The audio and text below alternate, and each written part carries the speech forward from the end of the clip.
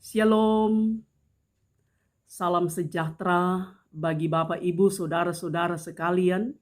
Saya yakin semua dalam keadaan sehat, kuat, penuh sukacita, dan diberkati Tuhan. Saat ini saya akan menyampaikan kebenaran firman Tuhan melalui kitab pertama Tesalonika. Dan sebelum itu mari kita minta kekuatan dan pertolongan Tuhan dalam doa. Mari berdoa. Ya Bapa, di dalam Yesus Kristus yang adalah firman yang hidup, dalam kerendahan hati kami datang, bersyukur kepadamu ya Tuhan untuk kesempatan yang indah, merenungkan kebenaran firman-Mu. Memohon kepadamu ya Tuhan, taruh hikmat dan taruh pengertian, supaya kami bisa memahami dengan jelas apa maksud-Mu melalui firman. Dan lebih daripada itu, kami mampu menerjemahkan kata firman Tuhan dalam kehidupan nyata setiap hari. Di dalam nama Tuhan Yesus kami bermohon. Amin. Bapak, Ibu, Saudara-saudara yang kekasih di dalam Tuhan, mari kita membaca dalam kitab pertama Tesalonika pasalnya yang kelima, ayatnya yang ke-12 sampai ayatnya yang ke-22.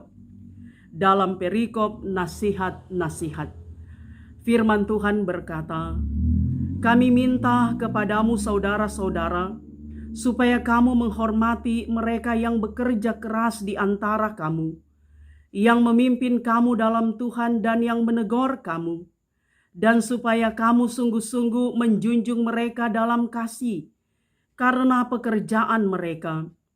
Hiduplah selalu dalam damai seorang dengan yang lain. Kami juga menasihati kamu, saudara-saudara, tegurlah mereka yang hidup dengan tidak tertib, hiburlah mereka yang tawar hati, belalah mereka yang lemah, sabarlah terhadap semua orang. Perhatikanlah, supaya jangan ada orang yang membalas jahat dengan jahat, tetapi usahakanlah senantiasa yang baik terhadap kamu masing-masing dan terhadap semua orang. Bersukacitalah senantiasa, tetaplah berdoa, mengucap syukurlah dalam segala hal, sebab itulah yang dikehendaki Allah di dalam Kristus Yesus bagi kamu. Janganlah padamkan roh, dan janganlah anggap rendah nubuat-nubuat. Ujilah segala sesuatu, dan peganglah yang baik. Jauhkanlah dirimu dari segala jenis kejahatan." Demikianlah pembacaan firman Tuhan. Bapak, Ibu, Saudara-saudara yang kekasih di dalam Tuhan, nasihat, petua, wejangan atau petunjuk selalu disampaikan turun-temurun atau dari satu generasi kepada generasi yang lain. Misalnya, orang tua kita menyampaikan nasihat kepada kita, dan kita menyampaikan nasihat kepada anak-anak, dan anak-anak kita menyampaikan nasihat kepada anak-anak mereka, dan seterusnya.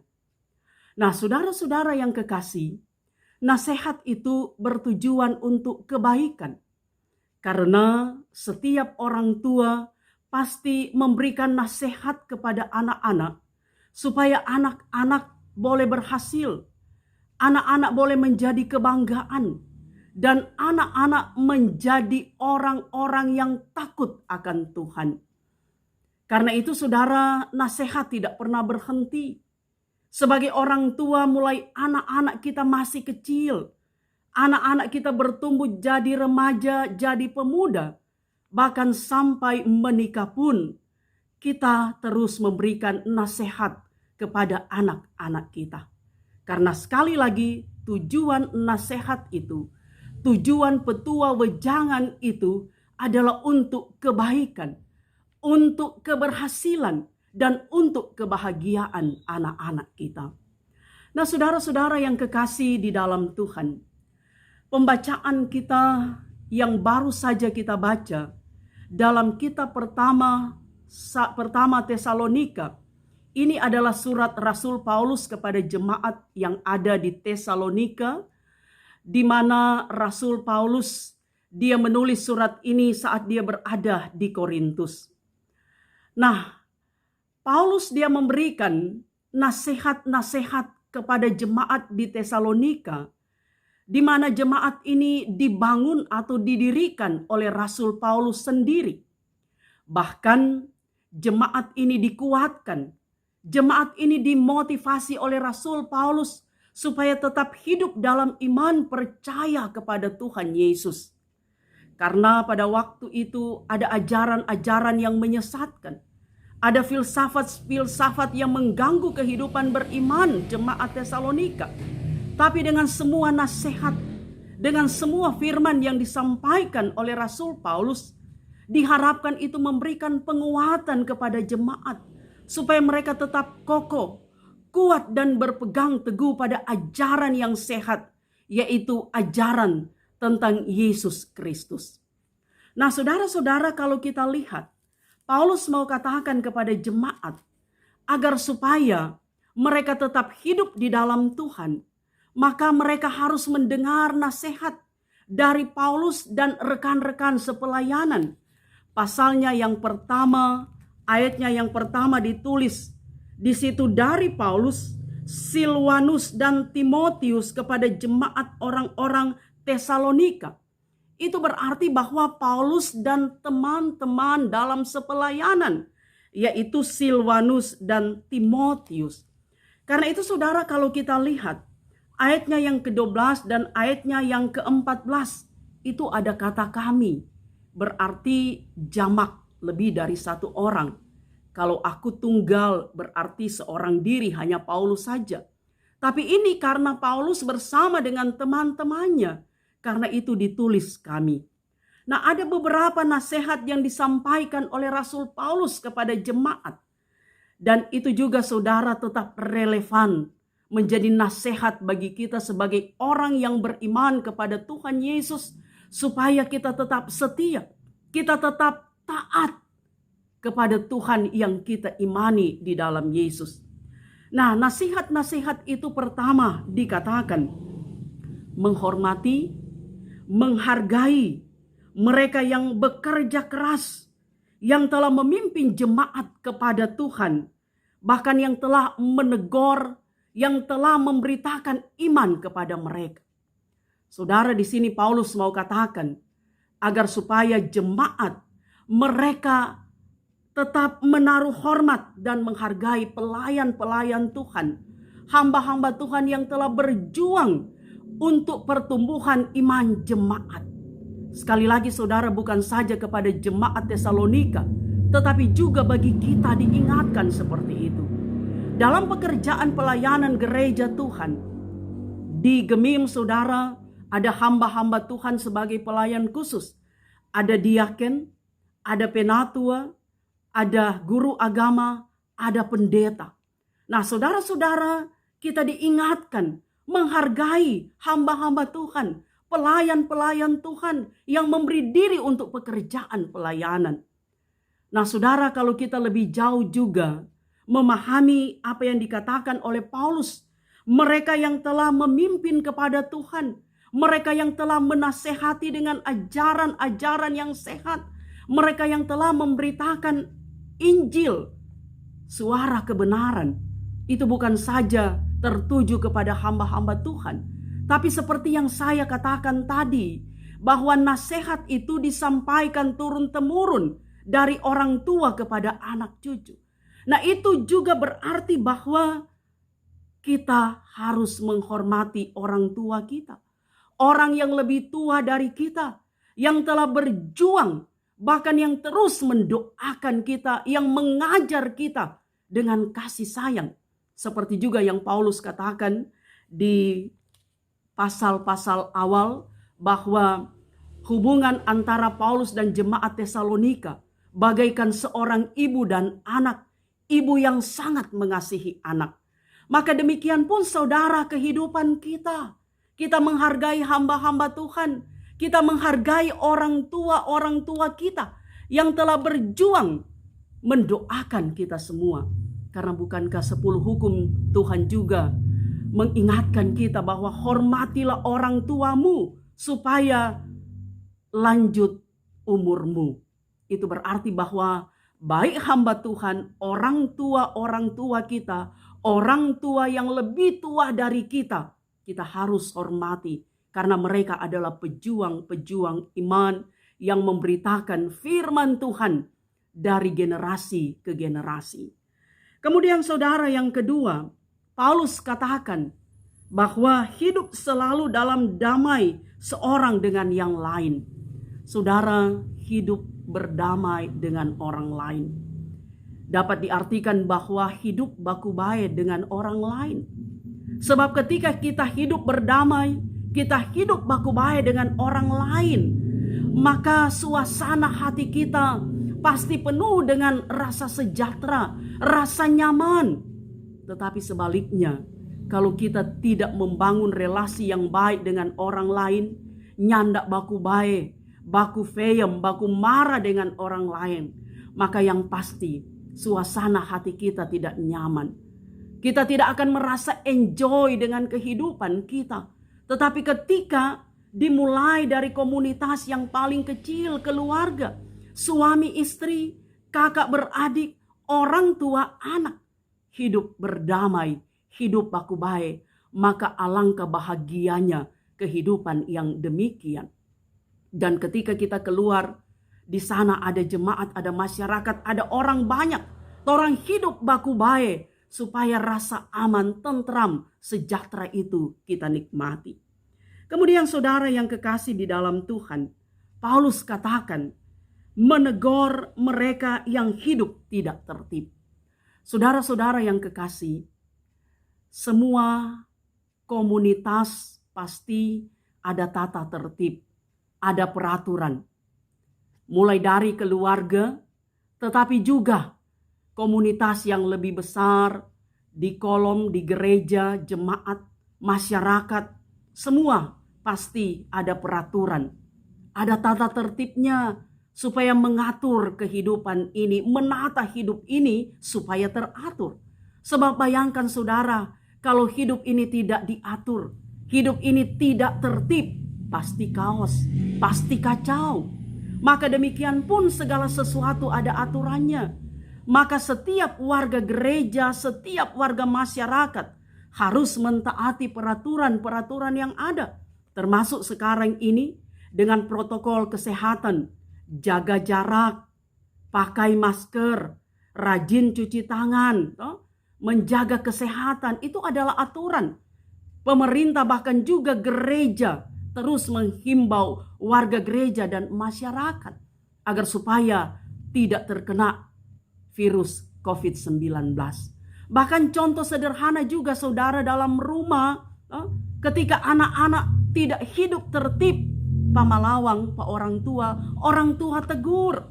Ketika anak-anak malas dan mulai nakal, pasti orang tua tegur supaya hidup tertib. Artinya yang salah itu harus dibuat jadi benar, dibenarkan dengan semua nasihat, dengan semua teguran-teguran yang disampaikan. Itu untuk kebaikan.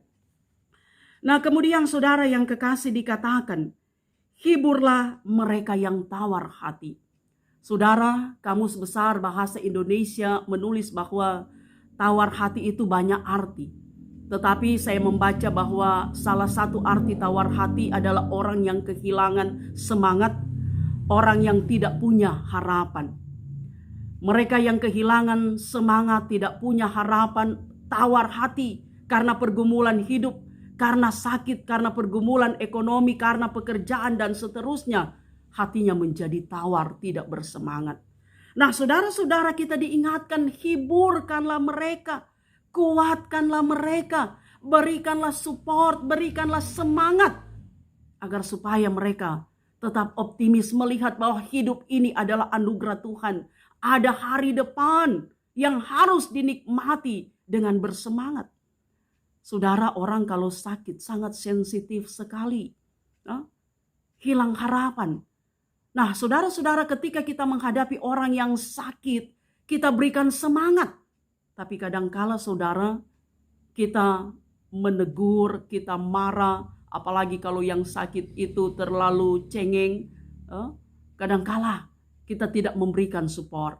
Tapi firman Tuhan katakan, berikanlah kekuatan, berikanlah penghiburan. Apalagi yang berduka, kita hibur mereka, kita kuatkan mereka supaya tetap bersemangat.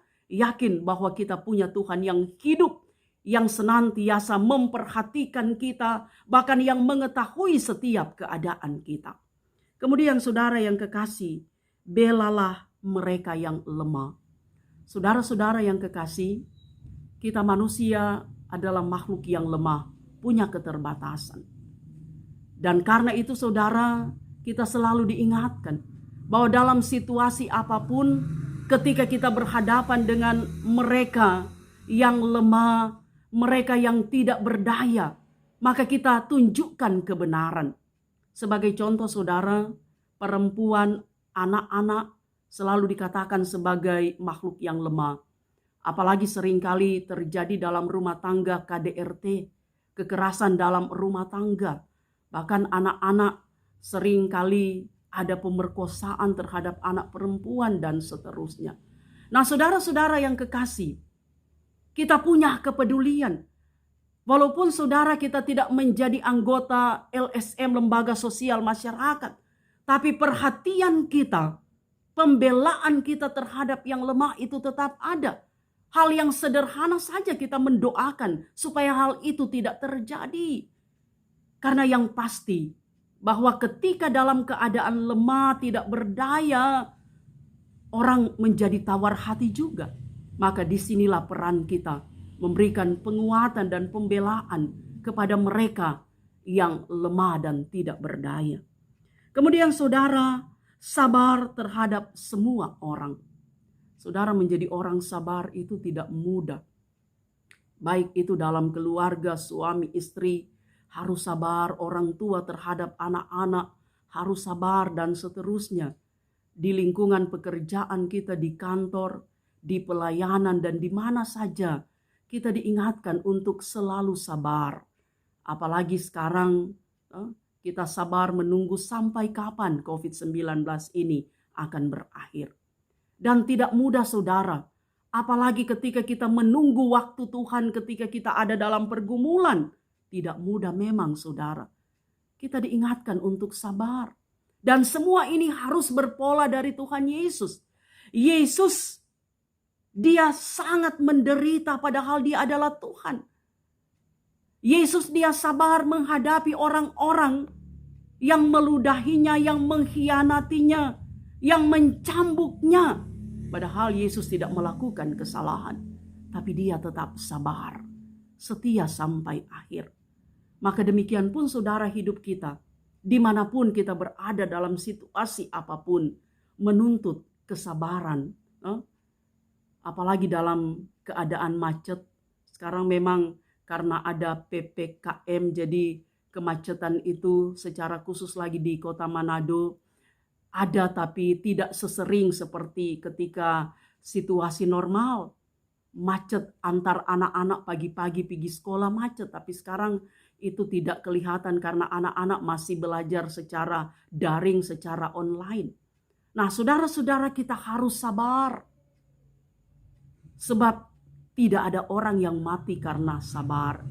Kalau ada nama sabar, nama sabar itu mati. Tapi kalau karakter sabar pasti tidak akan pernah mati. Justru orang sabar diberkati Tuhan. Kemudian saudara yang kekasih, jangan membalas kejahatan dengan kejahatan. Seperti Yesus. Yesus dia tidak pernah membalas yang jahat dengan yang jahat. Tapi justru Yesus membalas yang jahat dengan kebaikan.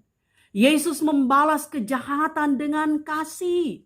Karena itu dikatakan kalau orang lempar batu, balas dengan kapas. Tapi seringkali saudara, dalam keegoisan kita, orang lempar batu, balas dengan kapas isi batu. Lebih kejam lagi. Nah Yesus tidak pernah mengajarkan hal yang demikian. Tapi balaslah kejahatan dengan kebaikan, dengan kasih. Karena pembalasan itu bukan hak manusia, tapi pembalasan itu adalah hak Tuhan Allah. Kemudian saudara yang kekasih di dalam Tuhan, mengusahakan yang baik. Saudara, hidup baik, hidup benar memang tidak mudah. Tapi Yesus sekali lagi mencontohkan semuanya itu. Hidup dalam kebaikan. Hal yang sederhana saja, kalau kita mau hidup baik dengan orang lain, kita tersenyum kepada orang lain. Bukankah itu sebuah kebaikan?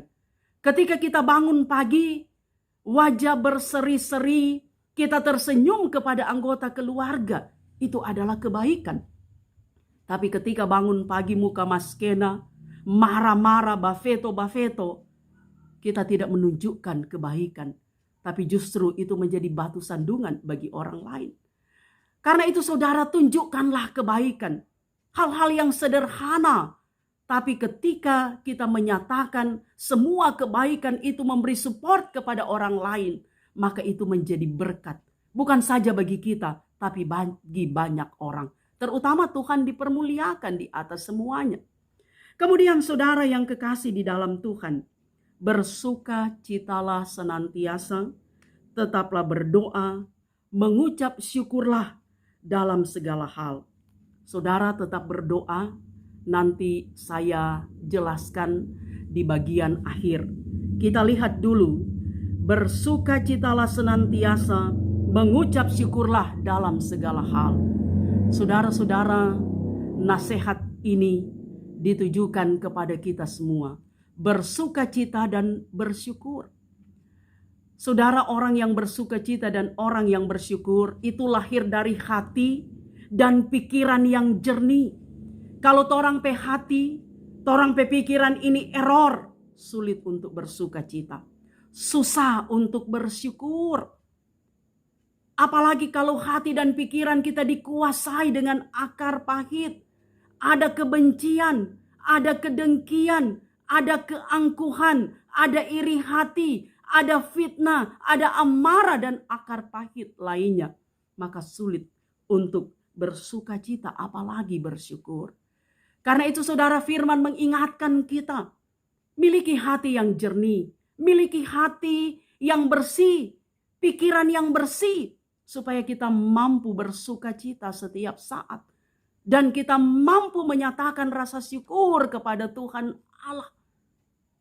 Sebab kalau hati kita dikuasai oleh Roh Tuhan, oleh Roh Kudus, maka kita akan tetap bersukacita. Ada sukacita yang besar walaupun kita ada dalam pergumulan. Kalau hati pikiran kita dikuasai oleh Roh Tuhan, kita tetap mengucap syukur kepada Tuhan.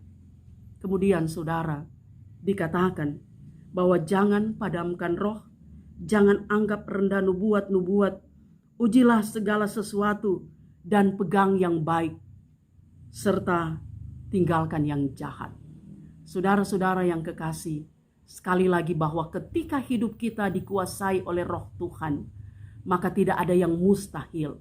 Apa yang Tuhan inginkan akan sanggup kita kerjakan dan lakukan. Kita akan memberi support, kita akan memberikan semangat kepada semua orang, dan kehadiran kita menjadi berkat bagi banyak orang. Dan yang terakhir saudara, dikatakan tetaplah berdoa. Kunci semuanya adalah doa. Doa adalah komunikasi kita dengan Tuhan.